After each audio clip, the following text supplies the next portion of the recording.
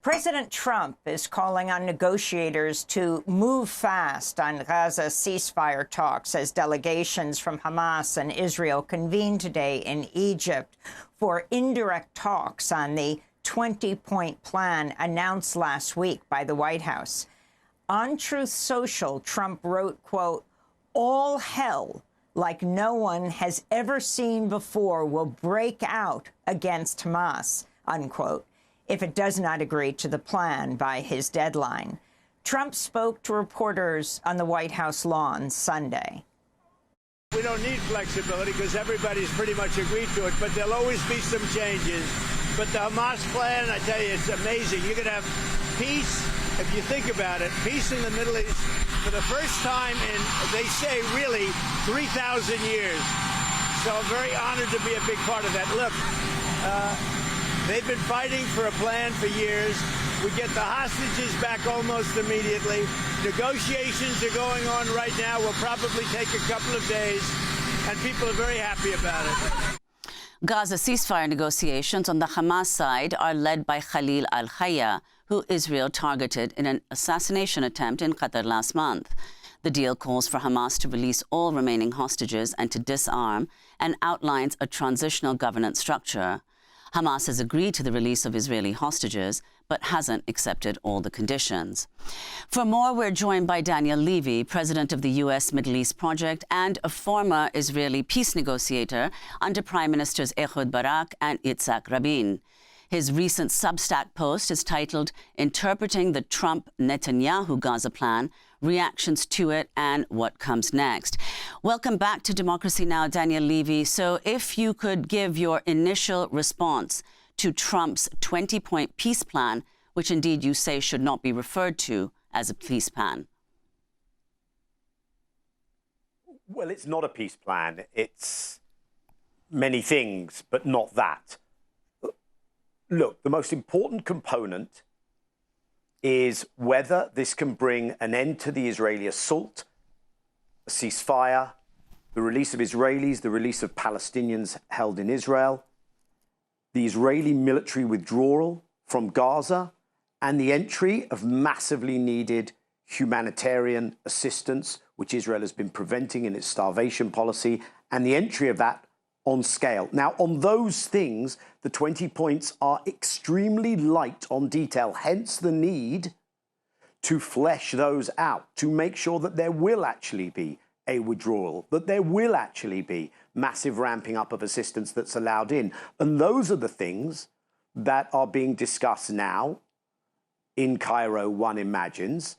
The pressure is on to simply and ridiculously say, you know what, trust America. All those good things will happen.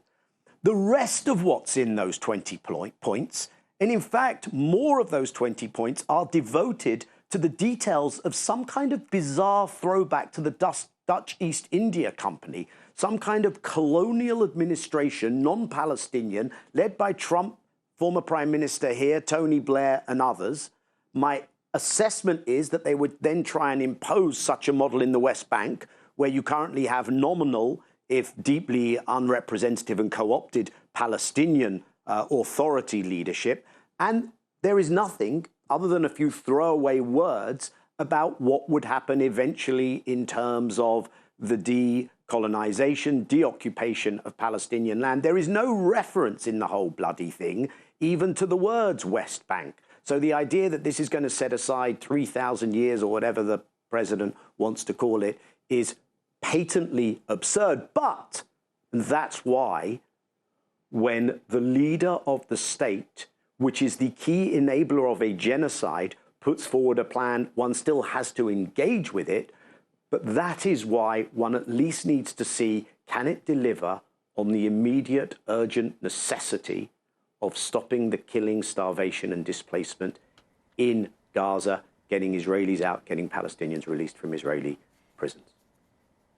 Daniel, I wanted to go to Israeli Prime Minister Benjamin Netanyahu during a video statement on Saturday, saying that intensified military pressure is the reason why Hamas is forced to agree to the potential ceasefire. To bring back our remaining 48 hostages, I instructed the IDF a few weeks ago to enter Hamas's most important stronghold, Gaza City. At the same time, I coordinated with President Trump and his team a diplomatic move that turned the tables in an instant. Instead of Israel being isolated, Hamas is isolated. And as a result of the intensified military pressure we applied and the diplomatic pressure, Hamas was forced to agree to the plan we brought. So let's also go to senior Hamas official Musa Abu Marzouk, speaking on Al Jazeera, who said that he did not agree with former British Prime Minister Tony Blair being a governor in Gaza. We will never accept anyone not Palestinian, to control the Palestinian. But this does not belong to Hamas only. This belongs all of the Palestinian. And the Palestinian Authority and the PLO, they should say what their response about this. And we can't bring someone like Tony Blair to be governor in Gaza. So, Daniel Levy, if you can respond to both Hamas and to the Israeli Prime Minister Netanyahu, again, as the Hamas and Israel delegations converge in Egypt, along with Jared Kushner, Trump's son-in-law, as well as Steve Witkoff, his envoy. Describe the whole scene. It's a promising lineup, isn't it, Amy? So look, what you have is an attempt by the Israeli Prime Minister to assert a victory narrative, if indeed he ends up in a ceasefire which he has resisted for an awfully long time. I think he's also trying to tee up already the premise for preventing a full withdrawal and for resuming military action, perhaps initially not at the intensity that it's currently being conducted. Netanyahu, of course, will want to assert that victory narrative, and the truth is there are many things that one would imagine come from an Israeli pen, or at least an Israeli song sheet, that are in that US plan. What Hamas are saying is, I think, twofold. Number one, we need, and they know there's no ironclad guarantee, but they need, as they have asserted throughout, at least for the possibility of the Israeli withdrawal, the humanitarian assistance, and the desisting from the mass killing of Palestinians to be credible. Those are the details that are trying to be entered. The other thing that they are saying is that as one faction in an armed resistance, it is not for Hamas to make those decisions regarding either the long-term position of the Palestinian liberation struggle and what it can agree to, nor the immediate governance arrangements for Gaza. That is for the broad Palestinian national movement to decide. We won't talk about it, but it is, of course, a movement that is more absent than present at the moment, given the parlous state of the Palestinian Authority and PLO. The lie that we are being told is that such a deal has not been available until now and has only become available, according to Mr. Netanyahu, because of the enhanced military pressure that he has imposed on Gaza City, just like he did on Rafah. Netanyahu has stonewalled talks, and the position has been largely consistent throughout. Hamas has never insisted on maintaining its governance. In fact, even before October 7th, 2023, it was ready to hand that over to relevant Palestinian bodies.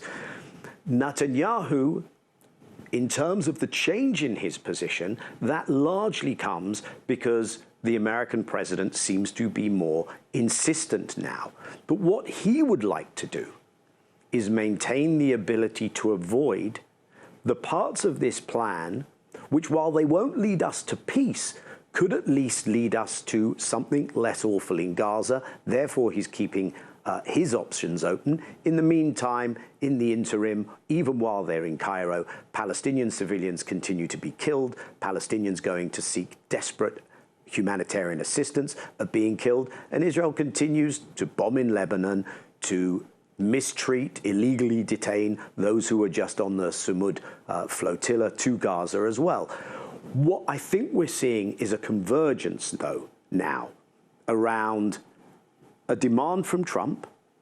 And, let's at least acknowledge, with all the faults in this plan, and there are multiple, as I said, Biden never pushed this hard. His administration didn't push this hard. And we are seeing an attempt by the Arab and regional and Muslim majority state mediating parties to try and navigate this at least to a place where an end to the genocide is plausible.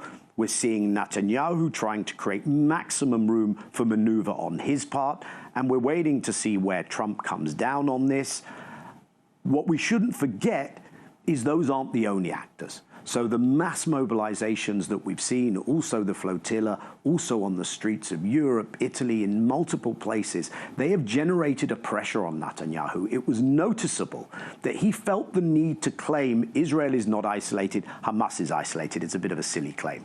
But he is feeling the heat of the fact that public pressure is driving governments to act in ways that they do not want to act. They would be happy to desist from acting in terms of doing things that Israel doesn't want to see them doing. I can. So, Daniel, if you could also, today's negotiations are expected to focus on the hostage exchange, the remaining hostages in Gaza with Palestinian prisoners.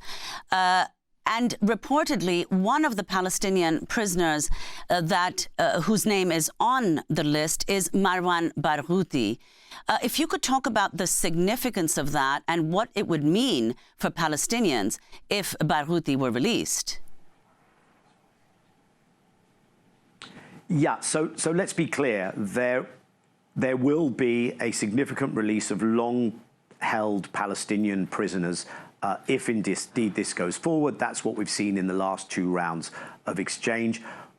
What I want to suggest is that if the last holdout point is the names of some of those prisoners, and on the other side of that equation for the negotiating parties is the line of Israeli withdrawal, is getting Israel out of the border with Egypt where assistance could come through.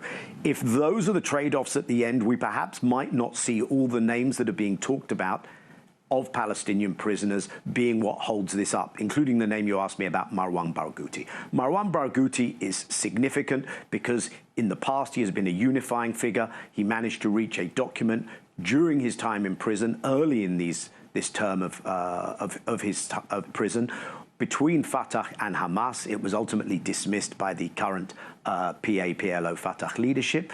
But he is seen as someone who has broader credibility, as noticed in polls with the Palestinian public, than those who currently run the show and who have not put themselves up for election amongst their own people.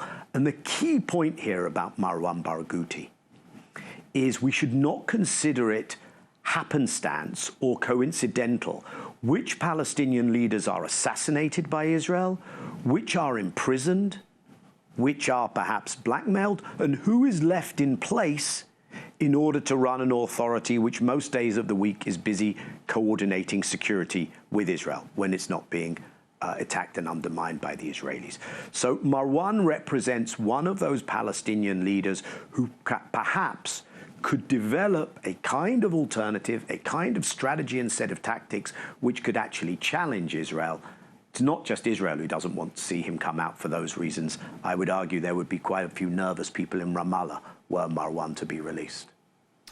Daniel Levy, thank you so much for joining us. We're going to have to leave it there. President of the U.S. Middle East Project and a former Israeli peace negotiator under Prime Ministers Ehud Barak and Yitzhak Rabin. Thanks for watching Democracy Now! On YouTube. Subscribe to the channel and turn on notifications to make sure you never miss a video. And for more of our audience-supported journalism, go to democracynow.org, where you can download our news app, sign up for our newsletter, subscribe to the daily podcast, and so much more.